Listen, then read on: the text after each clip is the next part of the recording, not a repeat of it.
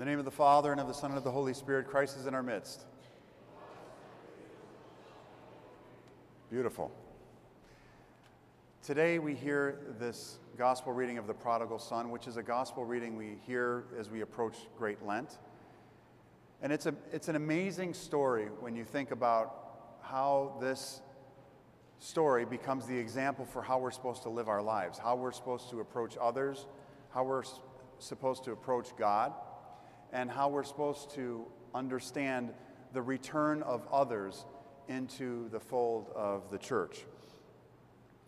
So we see that this householder is rich. He has a lot of wealth. He has two sons. The one son thinks he can do better, so he says, let me go out and let me have what's mine. Let me go figure out what I want to do with the money. And he goes out and he wastes it. He becomes a gambler. He spends it. He loses everything, absolutely everything, from all his wealth that he was so comfortable with to his actual house where he lived with the pigs. He would have gladly eaten what the pigs were eating, but he had to feed them and take care of them. And then he comes to the point where he realizes he's empty. He's bankrupt. He's bankrupt in finances. He's bankrupt in spirit. And he says, you know, my father's servants, the people that worked for him, had it much better than I have right now. Maybe I'll just go back and just work for my dad.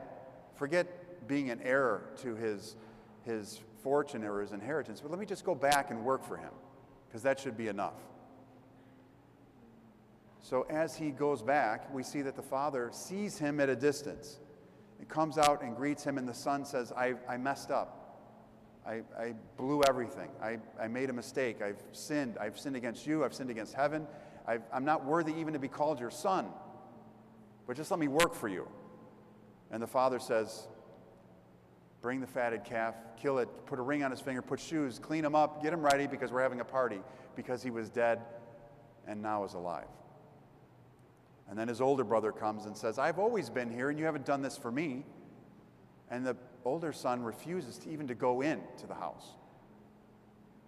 So we see these two figures and the father in the middle. The one who makes a mistake and comes back asking for forgiveness, and the one who feels arrogant and justified and condemns everything and everyone.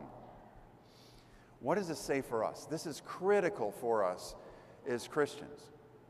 Because no matter what you did that was wrong, no matter how bankrupt you feel, no matter how many sins you've committed, no matter how much you've wasted of God's grace, of finances, of relationships with people, whatever you've messed up, when we come to the point where we realize we need God, God takes us back. He takes us back in the simple phrase of, I've sinned against you. As the son says, I've sinned against heaven, I've sinned against you, Father. And what does the Father say to him? The Father in this gospel reading represents our Father in heaven. What does he say to him? He doesn't say, you ripped me off. You made me divide my living. You brought embarrassment to this family. You've gone out. I've heard all the stories about it. He doesn't do any of that. He doesn't bludgeon him in his repentance. He doesn't knock him down when he sees that he's already been knocked down. The father doesn't need to say anything to bring humility to this son. He doesn't need to condemn him. He doesn't need to critique him. He doesn't need to say anything. And what does he say as the example of God the Father in heaven? The son comes and says, I'm sorry. I've messed up. I've wasted everything. And then we hear the father not say even, I forgive you. I'll learn to live with this. He doesn't say that even. He goes to his servants. He says, quick, come over here. The servants come over. He says, get the fatted calf, kill it. So we're going to have a party. Get shoes, put shoes on his feet. Get him a robe. Put a ring on his finger. What's a ring symbolize? A ring symbolizes a covenant. This new covenant. He doesn't say anything in judgment. He doesn't say anything in condemnation. He just says, my son was dead and now is alive. He's lost and he's found. This is the great example for us approaching Lent. All of us are a little bit lost. All of us are a little bit dead inside. But if we come before God, no matter what we've done that's wrong, He offers us that grace, that forgiveness, and that welcome, the warm welcome to say, you were lost, I get it. You're here now, and you're in the embrace of the Father. This is critical for us. Critical that you understand that forgiveness can be had, that the change of life, and no matter what you've done, can be washed away. St. Basil reminds us the worst sin we have is not murder, it's not adultery, it's not slander, it's not stealing, it's not lying. It's the sin we can't stop doing. That's the worst sin for us. But it's all correctable. It's all able to be fixed in the context of asking God for forgiveness. Then we see the other side. We see the older son who comes with judgment and says, I've done all these things. Why don't I get this? Why don't I have this special party? Which can also be our disposition too. We can see someone who is sick and is healed. And we could say, why were they healed and my so-and-so was not? Why did they receive a miracle and I didn't? Why are they sitting up in front when they never come to church? Why are they telling and acting and walking around acting like they are the new thing in town when I've been here for years and no one's ever acknowledged or called me out and said, what a wonderful job I'm doing? And the father says to him, do you realize your brother was dead? He was lost. He's found. And that you have always been here with me. This is the message of the church. This is the message for all of us, that we are seeing people come to the church. We see new people. We see people who have been in the past, whatever their story was. But it's our responsibility to make sure that they feel welcome, that they feel that their change, their return, whatever it is, maybe it's even our return, that it's embraced by all of us in the disposition of being the older brother and not saying, why them? Why do they get this? But instead of saying that, we should all be saying, welcome. Let me put a robe on you. Let me give you my seat.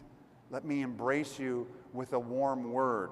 Let me welcome you without judgment, without condemnation, without saying, where have you been? Why did you do this? None of that. You won't hear it come from here, and it shouldn't come from any of us.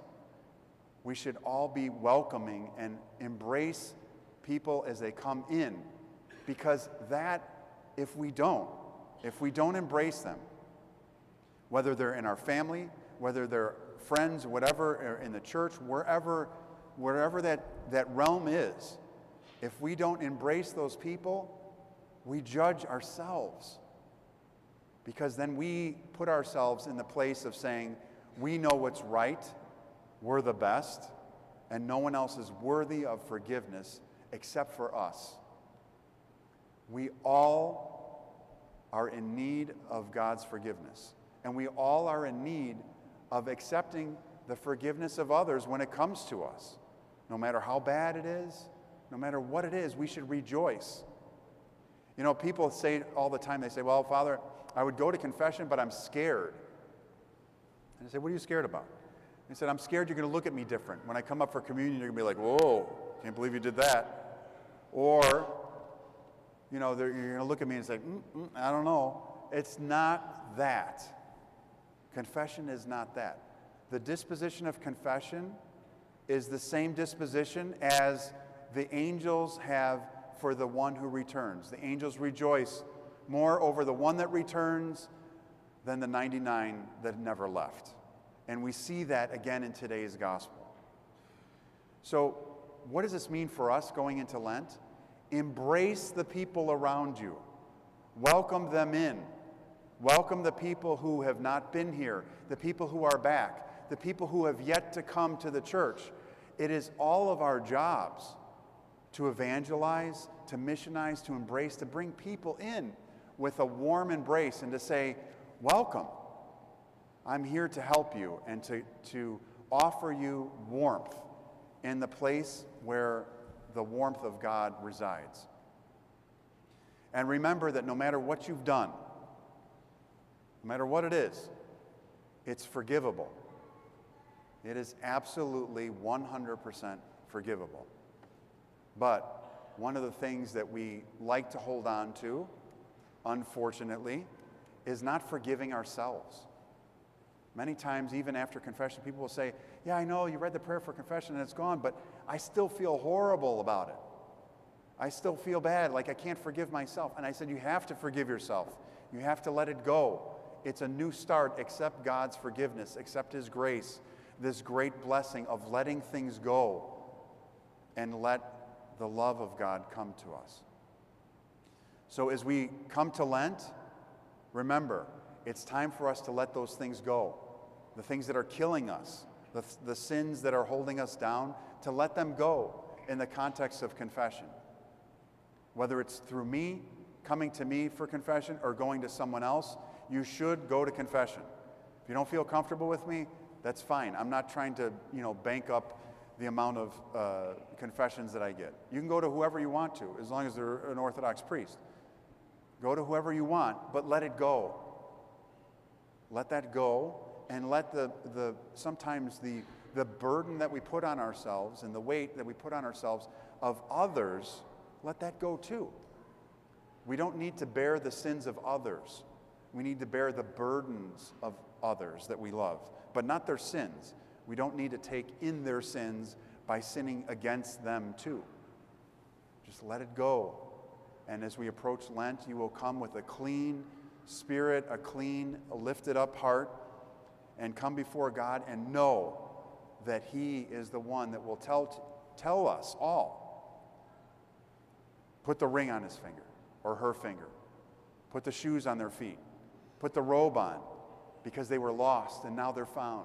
They were dead and now they're alive. Amen.